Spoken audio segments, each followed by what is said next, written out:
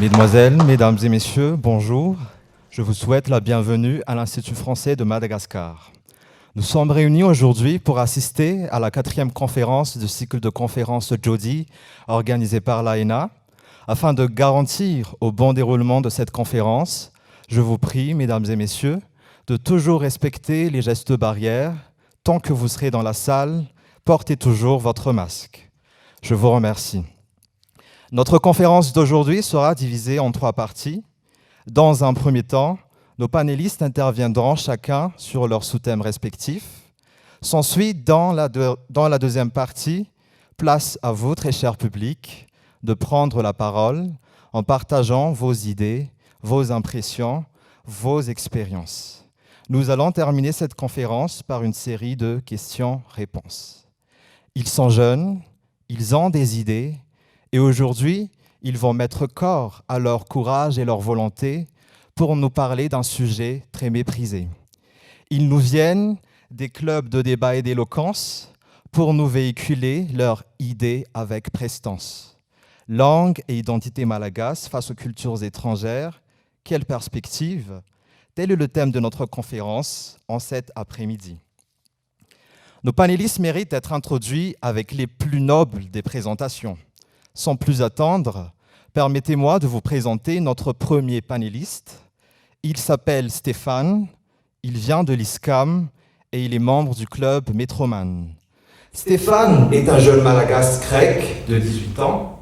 Plein d'ambition, il souhaite prouver que l'on peut bien réussir en restant à Madagascar, avec pour thème l'authenticité malagasy, une identité qui évolue. Il veut aujourd'hui nous convaincre que la société et les codes qui changent ne sont pas des choses contre lesquelles il faut lutter, mais plutôt une occasion à profiter. Alors, sans plus tarder, je l'invite à se lever pour nous parler de ces idées avec vos applaudissements les plus chaleureux, mesdames et messieurs, Stéphane.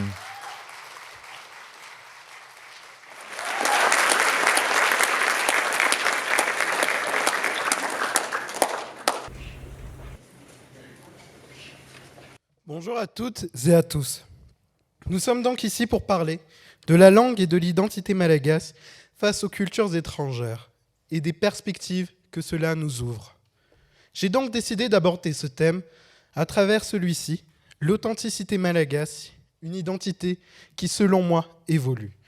Mais tout d'abord, lorsque l'on parle d'authenticité malagasy, on se doit de parler d'un pays, Madagascar. La 5e plus grande île de l'océan Indien. Je présume que tout le monde sait où ça se trouve, normalement. Nous sommes 32 millions d'habitants et nous possédons une diaspora de quelques dizaines de milliers de personnes à travers le monde. Mais tout d'abord, qu'est-ce que l'authenticité? Comment être authentique? Cela va être le centre de ma présentation. Être authentique, selon cette courte définition, c'est s'accepter, s'aimer et s'assumer avec responsabilité face à soi et aux autres. Cette définition-là sera importante pour toute la suite de ma présentation. Nous avons ici un exemple même de ce que nous disons dans la vie de tous les jours, un dilemme pour savoir est-ce authentique ou non. Généralement, lorsqu'on achète des produits, particulièrement en Afrique et en Asie, nous avons cette question en tête. Est-ce authentique? Ou comme on dit régulièrement, vrai veillou. Mais là, j'ai décidé volontairement de vous présenter 2 produits très similaires. L'une est, comme vous avez pu le remarquer, l'une est authentique et l'autre ne l'est pas. Ces 2 produits, à première vue, sont similaires. Mais qu'est-ce qui les différencie? Qu'est-ce qui fait que l'un soit authentique et l'autre ne l'est pas? Le premier produit va totalement s'assumer. Le premier produit va revendiquer sa marque. Tandis que le deuxième va se contenter de copier quelque chose de réel, quelque chose de vrai, une vraie marque. Mais la question que je vous pose, c'est est-ce que même si l'autre marque, la marque qui produit le faux produit, va faire pour ressembler au vrai produit, sera-t-elle authentique? Comme on l'a vu précédemment, il faut donc s'assumer. Mais le fait de tenter d'imiter quelque chose d'authentique ne fera pas de nous un produit authentique ou une personne authentique. Continuons sur cela. Nous avons ici un t-shirt blanc, normal, sans grand intérêt, on va dire. Mais qu'est-ce qui le rend différent?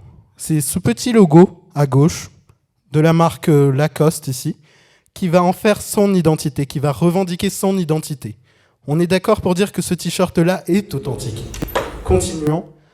Un autre t-shirt, presque identique au premier, d'une autre marque. Elle revendique sa marque, Hugo Boss. Cet autre t-shirt est également authentique.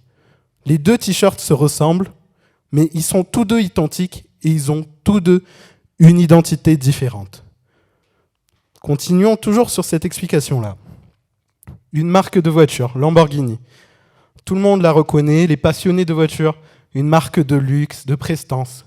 On est d'accord pour dire que cette voiture est authentique. Mais la question que je vous pose, c'est est-ce que lorsque l'on regarde dans le passé de cette marque, est-ce que ce tracteur Lamborghini est tout aussi authentique? Vous m'accorderez que oui. Et la voiture également est authentique. Donc on peut voir que l'identité d'une marque, que l'identité d'une personne peut évoluer et doit évoluer au cours du temps. Ce n'est donc pas l'aspect extérieur ou bien ce que l'on représente aujourd'hui qui va fixer notre identité tout au long de notre existence. Et là, voici un autre exemple. On est plus concret, on est dans le cas des Malagasy lors de la célébration en 2019 d'une victoire des Baréas dans les rues. Regardez bien cette image et comparez-la à celle-ci. La célébration 60 ans auparavant de l'indépendance. Toujours les mêmes Malagasy dans le même pays, dans la même ville, mais pour autant, les deux photos ont très peu de similarités. Mais je vais vous demander, est-ce que les Malagasy que l'on a vus précédemment en 2019 sont moins authentiques que les Malagasy que l'on voit actuellement sur cette photo? Je ne le pense pas. Continuons. Les femmes Malagasy d'aujourd'hui. Les femmes Malagasy d'hier. Il y a une grande différence, mais pour autant, elles sont toutes authentiques, elles sont toutes Malagasy. Personne ne peut nier cela. Donc, faisons une petite pause dans ces premières explications qui vont vous paraître peut-être un peu confuses. On a vu les deux chaussures. Qu'est-ce que ces deux chaussures-là nous ont appris? Ces deux chaussures-là nous ont appris que pour être authentique, il ne faut pas tenter de ressembler à quelque chose d'authentique. Il faut pleinement s'assumer. Que nous ont appris les deux t-shirts? Malgré le fait que l'on se ressemble, on peut avoir chacun son identité propre tant que l'on l'assume. Et que nous a appris la voiture? Elle nous a appris que notre identité peut évoluer au cours du temps, mais que cette identité qui évolue ne nous enlève en rien notre authenticité. Nous avons pu voir les exemples via ces célébrations-là. Les gens se transforment. Les coutumes changent. Nous changeons tous. Le monde dans lequel on vit change, mais pour autant, nous restons authentiques. Et la question se pose donc, pourquoi change-t-on? Pourquoi changeons-nous? Qu'est-ce qui fait que la société d'il y a 60 ans ne ressemble pas à la société d'aujourd'hui? Qu'est-ce qui s'est passé? À cette question difficile, je vais vous donner une réponse simple. La vie continue, la vie évolue, l'histoire poursuit son cours. Et au fur et à mesure qu'il y a eu des événements dans notre histoire, chaque événement important de notre passé va faire notre futur et notre présent. À chaque moment, à chaque fois que quelqu'un va effectuer quelque chose, il y aura un impact pour le passé. Et pour le futur, excusez-moi. Mais donc, on peut aboutir à cela que l'identité Malagasy est une identité qui évolue.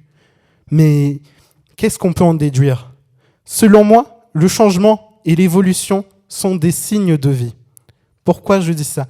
Car tout être vivant va évoluer. Tout être vivant va s'adapter à son monde. Et le monde ne va cesser de se transformer. Le monde ne va cesser de changer. À l'exemple de cette image-là, en 2019, toujours la victoire des Baréas, un événement quasiment connu, un événement légendaire, on va dire. Je vois cette photo. On voit cette photo. Lorsque l'on regarde cette photo, on voit l'équipe nationale de football. Mais pourtant, cette équipe-là, est-ce un sport traditionnel? Sont-ils habillés de façon traditionnelle? Ont-ils des instruments traditionnels? Non, je ne pense pas sur cette photo-là. Également, parlent-ils tous Malagasy? Non, je ne pense pas. Mais pourtant, ils sont tous Malagasy. C'est ça les Malagasy d'aujourd'hui. C'est ça notre identité d'aujourd'hui. C'est une identité multiculturelle. Nous avons plusieurs Malagasy, nous parlons plusieurs langues. Mais pourtant, nous avons tous cette même identité-là, cette identité malagasy. Et d'ailleurs, il y a une page sur Facebook que j'apprécie. Tu sais que tu es malagasy quand, par exemple, tu sais que tu es malagasy quand tu sais ce que c'est le bonbon anglais. Tu sais que tu es malagasy quand tu sais que tu peux attendre Paul mais que jamais il va arriver. Et également, je vais vous demander, tu sais que tu es malagasy quand tu connais le rapport entre ça et ça. Et oui, ce sont ces éléments-là qui font que nous sommes malagasy aujourd'hui. Nous nous reconnaissons à travers cela. Pourtant, ces éléments-là ne font pas partie de notre passé. Demandez ça à nos parents, très peu d'entre eux connaîtront. À nos grands-parents, laissez tomber. Mais pour autant, nous sommes tous malagasy. Mais chaque génération va revendiquer son identité qui est propre à elle. Car nous ne vivons pas dans le même monde. Nos grands-parents ont vécu un autre monde. Nos parents ont vécu un autre monde, une autre vie. Et nous également. Nous devons donc tracer notre identité. Et comme je le disais plus tôt dans mon explication, ce n'est pas en imitant quelque chose que l'on croit être authentique que l'on sera authentique. D'où la paire de chaussures. Ce n'est pas parce que notre société s'occidentalise que nous perdons notre identité malagasy. Nous pouvons assumer notre identité malagasy en ayant l'air un peu plus occidentalisé. Ce n'est pas parce que notre identité a changé, comme Lamborghini qui est passé d'un tracteur à une belle voiture, que l'on a perdu notre authenticité. Il est vrai, le monde apporte beaucoup à Madagascar. La culture étrangère a beaucoup imprégné nos sociétés, mais dans quelques rares cas, mais beaux cas, la culture malgache peut déteindre sur les cultures étrangères. Et cette photo le résume bien. Une chanteuse qui n'a aucune origine malgache, mais qui adopte pourtant une coupe malgache. Et c'est cela. Lorsque l'on voit cela, c'est comme lorsqu'on voit un reportage sur les maquis. On appelle toute sa famille, on se dit « Regardez sur TF1, regardez sur ça ». On a eu ça. Et c'est cette identité-là. Tant qu'on assume pleinement notre identité, nous sommes malagasy. Car qu'est-ce qui fait l'identité malagasy? C'est vous, c'est nous, c'est moi. Nous sommes les malagasy, nous faisons notre identité. Ce n'est pas parce que nous ne ressemblons pas à nos parents, ce n'est pas parce que l'on ne ressemble pas à nos grands-parents que nous ne sommes pas malagasy ou que nous sommes moins malagasy qu'eux. Ce n'est pas parce que je parle français ici devant vous que je ne suis pas malagasy aussi. C'est ça la beauté de notre identité aujourd'hui qui évolue. L'influence des cultures étrangères sur notre identité malagasy va être bénéfique, va faire la beauté et la richesse de notre nouvelle identité. Et pour abréger et finir ce thème, je voulais vous faire une citation, un Wabulan. Timi siarina fanirei echa arnirei tanjazan. Chose dont on ne peut se défaire. D'un côté sa ceinture, de l'autre la terre des ancêtres. Merci à tous et à tous de votre attention.